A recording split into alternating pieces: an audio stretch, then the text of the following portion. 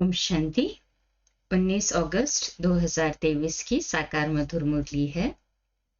आज की मुरली में प्यार के सागर मीठे मीठे बाबा हम बच्चों से कहते हैं, मीठे बच्चे, बाप आए हैं सुख शांति की मनोकामना पूरी करने। तुम शांति चाहते हो तो इन ऑर्गन्स से डिटैच हो जाओ, अपने स्वधर्म में टिको। प्रश्न: पूज्य बनने का पुरुषार्थ क्या है?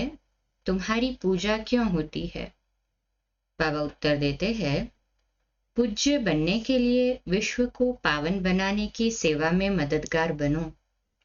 जो जीव की आत्माएं बाप को मदद करती है, उनकी बाप के साथ साथ पूजा होती है। तुम बच्चे शिव बाबा के साथ शालिग्राम रूप में भी पूजे जाते हो, तो फिर साकार में लक्ष्मी नारायण व देवी देवता रूप में भी पूजे जाते हो। तुमने पूज्य और पुजारी के रहस्य को भी समझा है। गीत है माता ओ माता। ओम शांति। माताओं को सौभाग्यशाली बनाने वाला जरूर पिता ही है न? महिमा तो एक की ही गाई जाती है। सभी का सदगति दाता एक है, याद भी उस एक को ही करना पड़ता है ना। ये तो तुम बच्चों की महिमा है। तुम जानते हो, हमको दुर्भाग्यशाली से सौभाग्यशाली बनाने वाला बाप है। भारत सौभाग्यशाली था, फिर भारत 100% दुर्भाग्यशाली बना है। भारत पर ही कहानी है। इन माताओं को सौभाग्यशाली बनाने वाला बाप ठहरा, जिसको तुम बच्चे जानते हो। उनके साथ तुम्हारा योग है। तुम जानते हो उनकी ये सारी रचना है। दूसरा कोई मनुष्य इस रचना और रचता को नहीं जानते। ये चित्र आदि किसने बनवाए हैं? तुम कहेंगे शिव बाबा ने। किस द्वारा? फिर भी माता व साकार पिता द्वारा कहेंगे। अभी तुम बच्चों की बुद्धि में सारा सृष्टि रूपी झाड़ है। सृष्टि कितनी बड़ी है। वास्को डी गामा ने सारी भारत का चक्र लगाया। पिछाड़ी में सागर ही सागर है, आकाश ही आकाश है और कुछ नहीं। ये सब तुमने स्कूल में भी पढ़ा होगा। बाप फिर सब बातें नटशल में समझाते हैं। तुम जानते हो, भारत में 5000 वर्ष पहले बरोबर सतयुग था। सतयुग में सिर्फ भारत था। भारत में भी कितने थोड़े होंगे। अभी तुम कहेंगे हम सूर्यवंशी राजधानी के थे। जमुना के कंठे पर श्री कृष्ण की राजधानी थी, ऐसा गाया जाता है। दिल्ली को ही परिस्तान कहते हैं। पहले पहले जरूर कोई की राजधानी होगी ना। तुम कहेंगे हम सूर्यवंशी राजधानी के थे, बाद में अलग अलग हो जाते हैं। तो प्रभाव वास्तव में जहां राज्य करते हैं वहां होता है। भारत का बहुत प्रभाव है। ये सब बातें तुम्हारी बुद्धि में टपकनी चाहिए, धारण करना होता है। शिव बाबा को ही फिर सोमनाथ, ज्ञान का सागर कहते हैं। सोमनाथ नाम पुजारियों ने रखा है, असल नाम है शिव बाबा। शिव किसको कहा जाता है? आत्माओं के बाप को। आत्मा तो बिंदी है ना। गाया जाता है परम पिता परम आत्मा, सुप्रीम सोल। सोल अर्थात आत्मा। आत्मा बड़ी छोटी नहीं होती है। बाप कहते हैं मैं भी इसमें प्रवेश करता हूं, तो कोई को मालूम नहीं पड़ता है, परंतु समझते हैं भ्रुकुटी के बीच में वह छोटा सा स्टार है ना। तो कहेंगे मस्तक मणि। मस्तक में मणि है।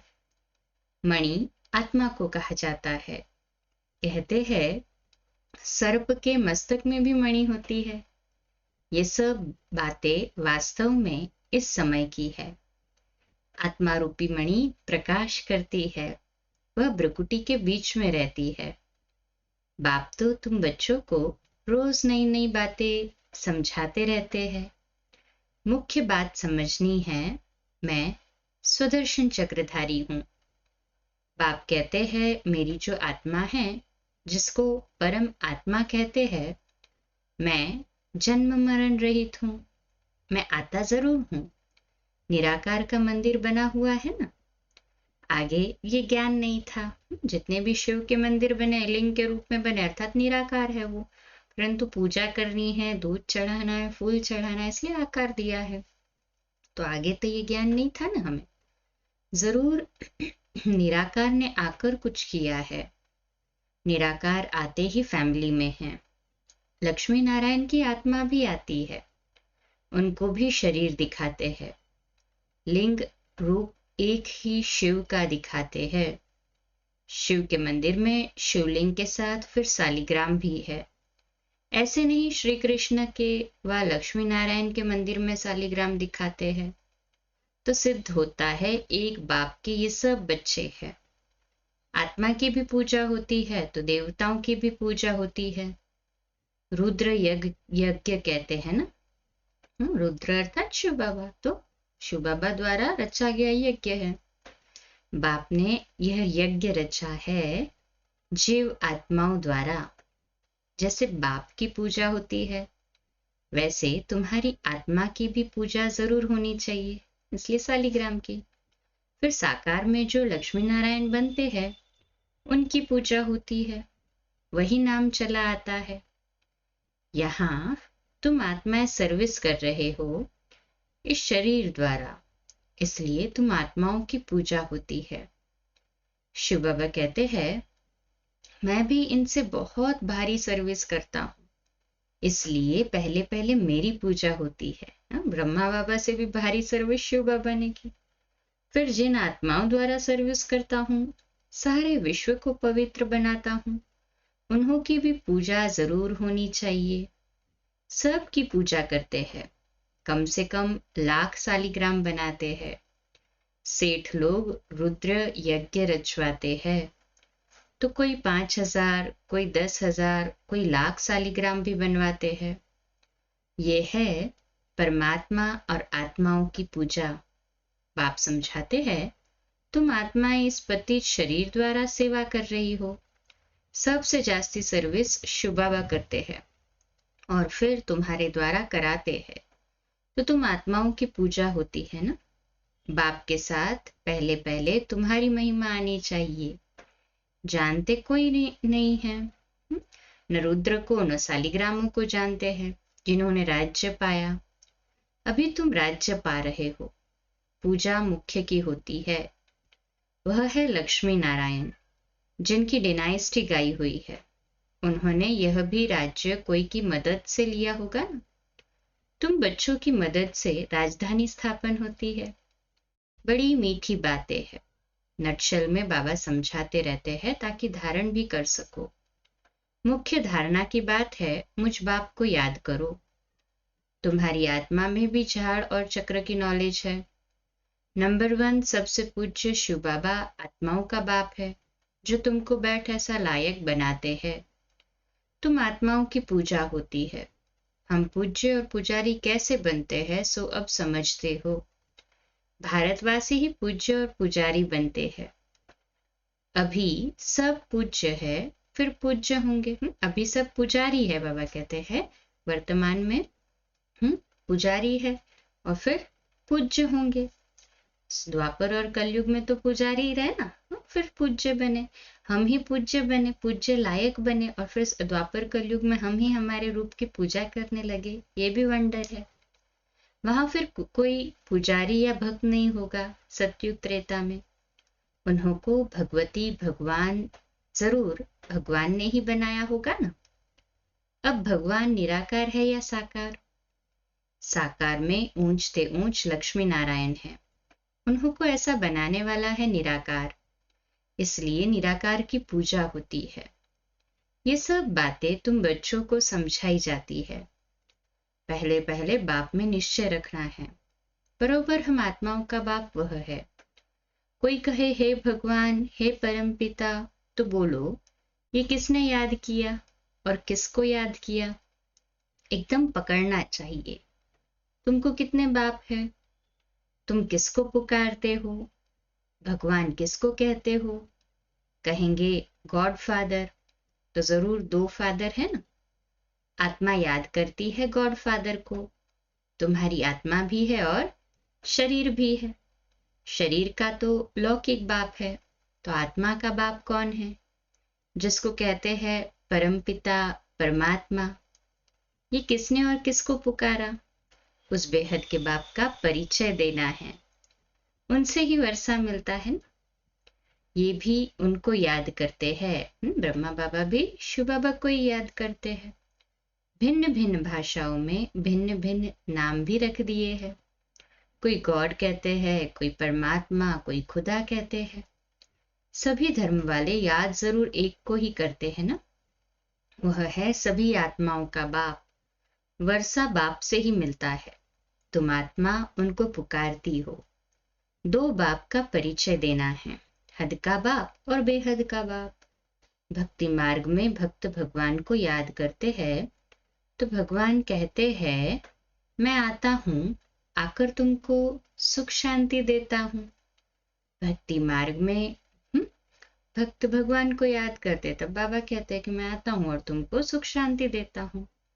फिर मुझे कभी याद करने की भी दरकार नहीं रहेगी। हाँ, सत्युग त्रेता में थोड़ी फिर करते हैं याद।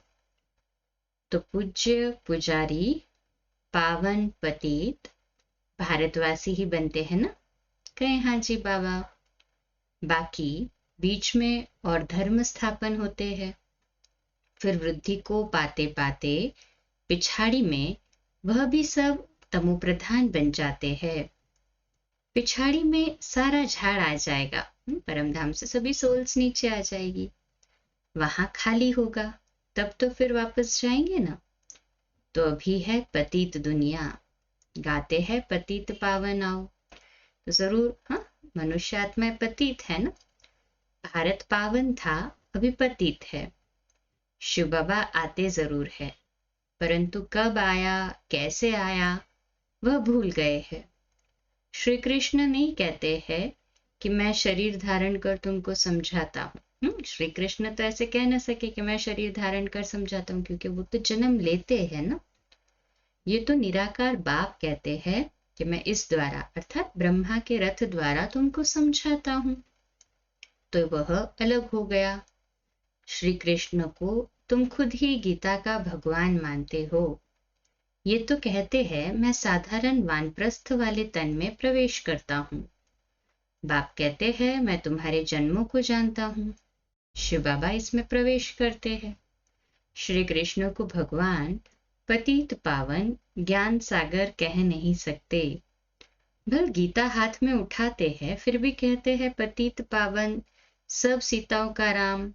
राधे का कृष्ण नहीं कहते। राम अर्थात परम पिता परमात्मा।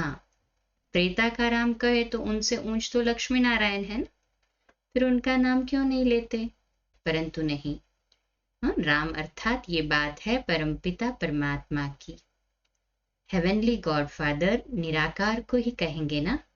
लिबरेटर गाइड बाप को ही कहते हैं। क्राइस्ट थोड़ी सबको लिबरेट करेगा, किसी का भी नाम नहीं ले सकते हैं। बाप ही आकर दुख से लिबरेट करते हैं, वही फिर गाइड बनते हैं। कहते हैं मैं तुमको रास्ता बताता हूं। तुमको बाप ने आकर अपना बनाया है। तुम्हारा ये है ईश्वरीय जन्म। तुमको शिव बाबा से शक्ति मिलती है। तुम्हारा है साइलेंस बल, उनका है साइंस बल। वह बुद्धि से काम लेते हैं। उन्हें साइंस घमंडी कहा जाता है, जिससे विनाश करते हैं। सुख भी साइंस बहुत देती है, फिर विनाश भी कर देती है। तुमको तो वहां एरोप्लेन आदि सब होंगे, हुनर तो रहता है ना।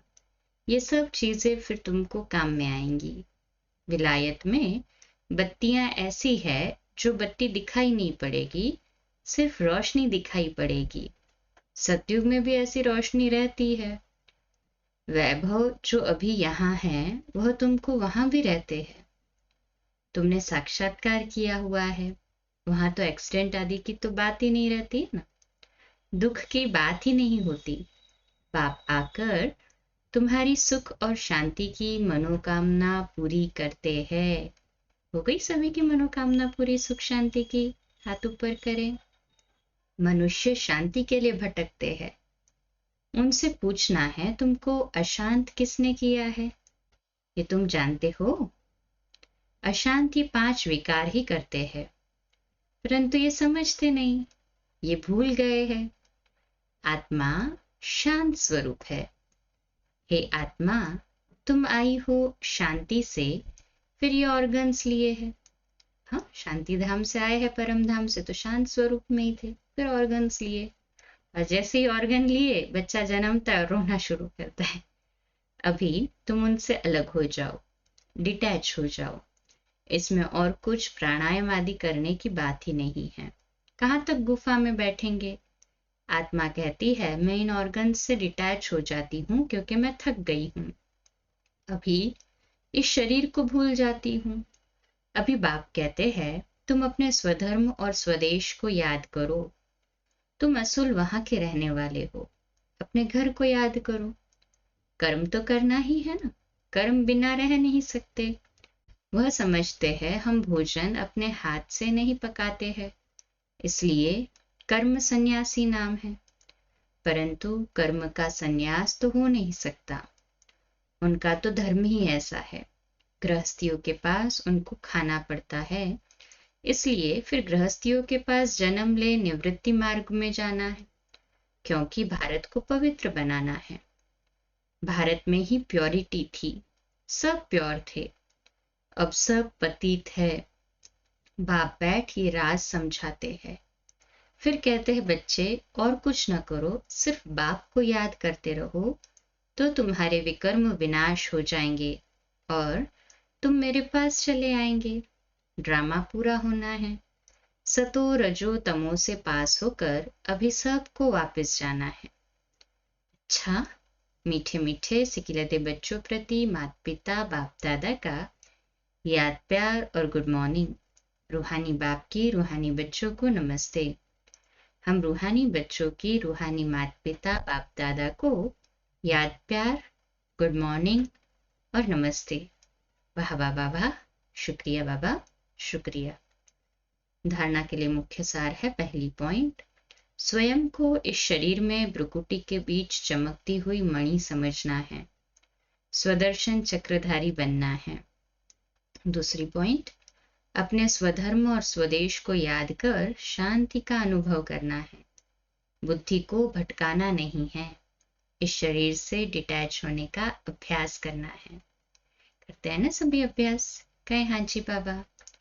आज का वरदान, हरेक को प्यार और शक्ति की पालना देने वाले प्यार के भंडार से भरपूर भव। तो आज का स्वमान है, मैं प्रेम स्वरूप आत्मा हूँ। मैं प्रेम स्वरूप आत्मा हूँ। जो बच्चे जितना सभी को बाप का प्यार बांटते हैं, उतना और प्यार का भंडार भरपूर होता जाता है। जैसे हर समय प्यार की बरसात हो रही है, ऐसे अनुभव होता है। एक कदम में प्यार दो और बार बार प्यार लो।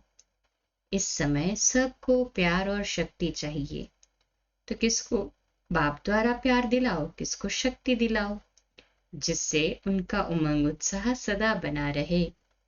यही विशेष आत्माओं की विशेष सेवा है। स्लोगन, जो मायावी चतुराई से परे रहते हैं वही बाप को अति प्रिय है। जो मायावी चतुराई से परे रहते हैं वही बाप को अति प्रिय है। अच्छा, कम बोलो, धीरे बोलो, मीठा बोलो, सत्य बोलो, सोच समझकर बोलो। निमित्त भाव, निर्माण भाव, निर्मल वाणी। आज का नया दिन सभी को मुबारक हो, मुबारक हो, मुबारक हो। शुभ दिवस। आज रात्रि क्लास 9:15 बजे, कल सुबह अमृत वेला मेडिटेशन 3:30 से 4:30 और मुरली क्लास सुबह 4:45 बजे। ओम शांति।